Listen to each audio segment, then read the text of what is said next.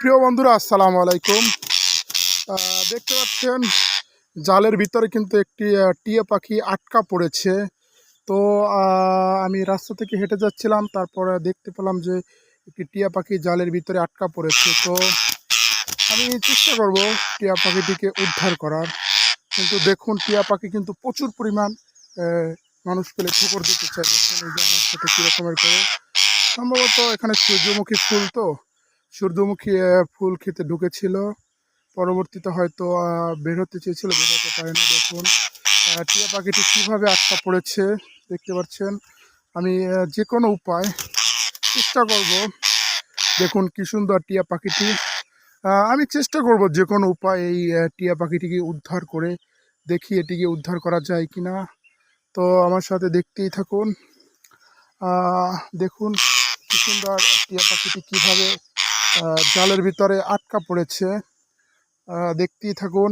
এবং আমি আস্তে আস্তে চেষ্টা করবো। দেখুন যে হাত দেওয়া যাচ্ছে না, মানে ঠুকুর দিতে যাচ্ছে, মনে করছে যে ওকে হয়তো কেউ মেরে ফেলবে। হয়তো জালের ভিতরে অনেকক্ষণ আটকা পড়েছিল। সম্ভবত গলার ভিতরে জাল আটকে গেছে, গলা পাও সমস্ত শরীরে জাল আটকে গেছে। যার কারণে দেখুন ওই যে মুখ দিয়ে কিন্তু জাল কাটার চেষ্টা করতেছে। তো দেখুন এই যে কী করতেছে।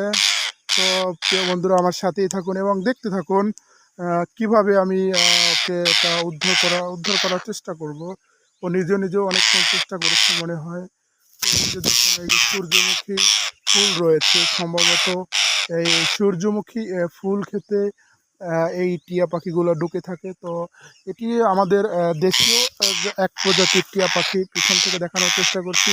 এই যে দেখুন, এই যে এখানে সূর্যমুখী ফুল রয়েছে এবং চারপাশে জাল দেওয়া রয়েছে যাতে করে এই সূর্যমুখী ফুলগুলো নষ্ট না করতে পারে। কিন্তু সম্ভবত এখানে ফুল খেতে এসে এই টিয়া পাখিটি আটকা পড়েছে। আমি চেষ্টা করব টিয়া পাখিটি উদ্ধার করে পরবর্তীতে আমি জানাবো যে আসলে এটিকে উদ্ধার করতে পেরেছি কিনা। আমার হাতেও কিছু নাই, আমি যে জালটা কাটবো। আর টিয়া পাখি তো দেখতেই পাচ্ছেন যে কীরকমের করতেছে, মানে হাত দেওয়া যাচ্ছে না। হাত দিলেই মানে কামড় দিচ্ছে, মানে প্রচুর পরিমাণ কামড়াচ্ছে।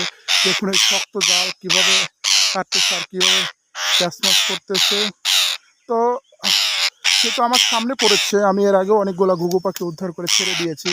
তো আজকে আমি কাল সরাসরি আপনাদেরকে দেখানোর চেষ্টা করছি যে কীভাবে পাখিগুলো জালের ভিতরে আটকা পড়েছে। সেটি একটি দেশীয় প্রজাতির টিয়া পাখি। আসলে সচরাচর টিয়া পাখিগুলো দেখা যায় না।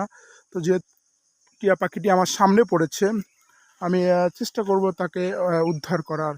তো এখন আমাকে কমেন্ট করে জানিয়ে দেন যে আসলে এটিকে কিভাবে উদ্ধার করা যায়। কোনোভাবেই কিন্তু ওর হাতের কাছে হাত নেওয়া যাচ্ছে না। ওর কাছে হাত নিতে গেলেই দেখুন কী রকমের করতেছে।